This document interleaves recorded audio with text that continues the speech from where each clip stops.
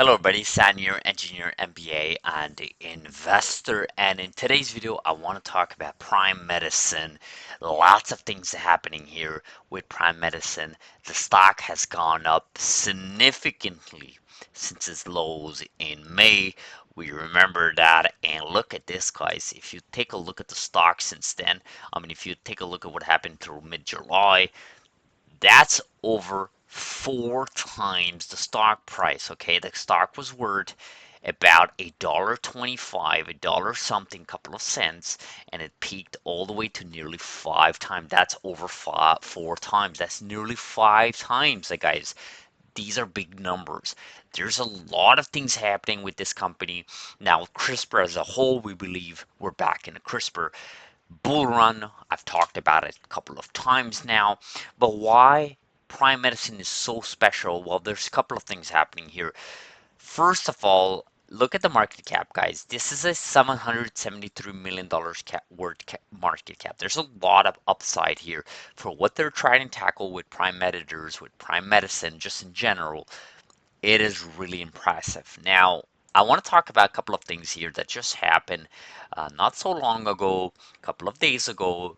Is Prime Medicine basically they announced the closing of their underwritten public offering of 43.7 million shares of its common stock. So again, thank you to Yair for breaking all of this down. As usual, Yair, amazing member of our community. And basically, if you take a look at the proceeds, and this is of course before deducting under writers, commissions, expenses, and so on, but it's about $144 million. Now, if you kind of correlate that with the stock price, since then, the actual stock price actually increased by 32% since announcement of selling his shares. And that's kind of counterintuitive, right? A lot of people would think that if you sell your share, you kind of dilute it, because that's basically what you're doing. You're diluting your shares, your existing shareholders. The price of the stock would go down, but in contrast, the stock actually went up, right? Rather, it actually went up. And there's a lot of reasons why, right? There's a couple of reasons that I kind of want to tackle here. And first of all, I do want to mention here raising about 144 million again before expenses so on, but just for simplicity, keep it 144 million. Their last quarter cash burn was about 46 million dollars cash. That's about 3 quarters that they were able to get. Okay, now I do want to preface that they do already have cash in the balance sheet. Let's take a look here. How much? Let's take a here. How much cash do they have in balance sheet?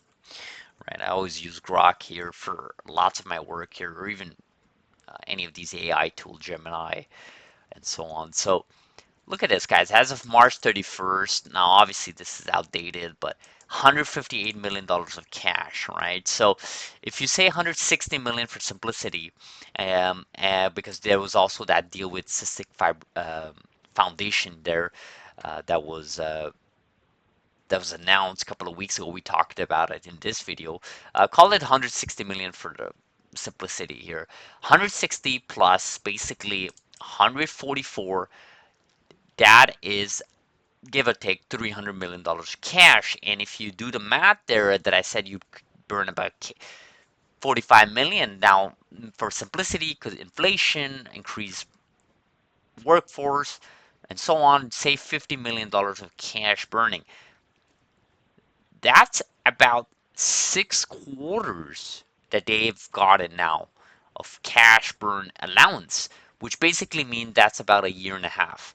And if you do the math there, in a year and a half from today, that's about 2027. And we know in 2027, there's a couple of things happening here. We kind of predict in this channel that we may have 2 FDA programs approved additional to Casgevy from CRISPR Therapeutics. We're looking at NTLA, their HAE program. We're also looking at potentially Beam Therapeutics with their sickle cell disease program. We know what the FDA has announced there, from reducing 10 to 12 months from BLA acceptance or denial to back to 1 to 2 months. And we also know that the FDA is kind of expediting this research expediting this progress to really eradicate some of these rare diseases, whether that's with CRISPR or not. They're just really all in. And you guys got to remember the FDA, the new administration, basically came into power, what, 6 months ago? Not even 7 months ago. You guys got to give them time, right? And of course, on top of all of that, you got Dr. Liu buying a lot of shares here from Prime Medicine. Sorry, guys, just having my decaf coffee here. This is my third coffee. The third one is a decaf. First two sips coffees were caffeinated, rest assured. I just want to not go crazy on caffeine, so I kind of limit myself to 2 drinks of coffee here at home. But anyhow,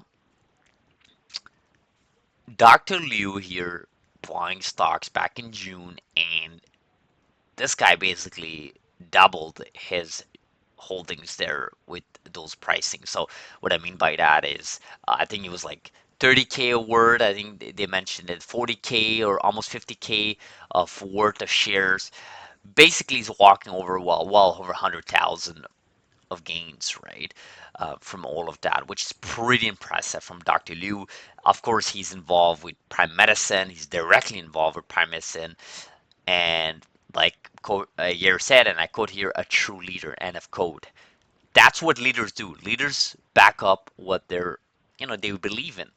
And I truly believe there's something happening with Prime Medicine here, guys. There's something special happening. There's a lot of things happening within the company here. There's a lot of these news, like you see Fibrosis Foundation, giving up, 24 million of additional fund, uh, which included a $6 million equity investment. You don't get any of that if the company has no bright future. You don't get any of that if the company is kind of in a stalemate, right? Do you hear any of that with Editas? Did you hear any of that with Verve before their acquisition, right? Um, there's something to be said here, guys. There's a story here to be said, to be looked at. I think Prime Medicine here is here to stay.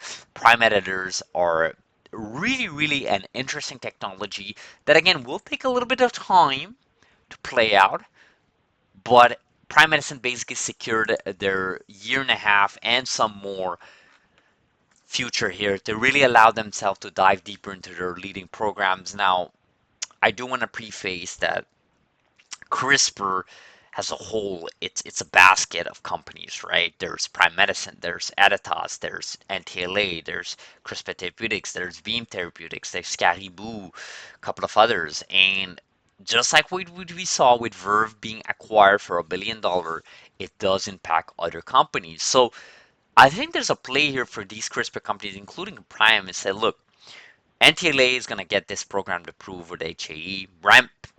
Beam Therapeutics is doing what they're doing there with their sickle cell disease program, potentially getting approved by 2027, hopefully.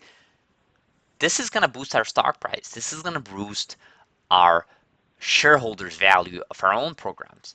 And they're all in this basket, right? And I kind of, see this as a good thing. I think a lot of people kind of see the bad side of things. It's kind of when you kind of relate it to a basket of goods. If one apple goes wrong, basically it infects all other apples, kind of. I don't see it this way. I think CRISPR is a proven technology. We've had many, many years of data now with CRISPR, over 10 years, over a decade, well over a decade actually, of data. We've had a bunch of documentaries on it. We have a bunch of research papers on it. We see a lot of institutions diving deeper. We see the mainstream covering it. And I think a lot of these companies, Prime Medicine, NTLA, Beam, even CRISPR Therapeutics, they're all benefiting by with each other, right? There was this question that came about to me and this question comes often actually. So, which CRISPR company do you think will be the winner? Well, you can't see it that way, right? I think there'll be many winners. I think there'll be a couple of winners. Now, am I saying every single CRISPR company is going to be a winner? Obviously not. I mean, Verve was not a winner, right? And by them selling early, that, obviously, it depends how you look at it, but that's not a winner, right? I think a winner is like CRISPR Therapeutics. It's like Beam Therapeutics, NTLA, and even Prime. I truly believe that. But anyhow, guys, I'm gonna leave it off like that, guys. Again, subscribe if you haven't, guys. Like this video. It really does help the channel, guys. When you like this video, it goes on people's home pages, and when you engage at the comments, it really does allow engagement in the community to discuss. People do look at your comments. You'd be surprised, guys. People do look at comments. I always look at videos comments on YouTube when I'm looking at companies' educational videos and research when I'm researching. Comments is where it's at. So let me know in the comment, guys, what do you guys think about Prime? Again, subscribe if you haven't, and I'll see you guys in the next video, guys. Have a beautiful Monday, and I'll see you.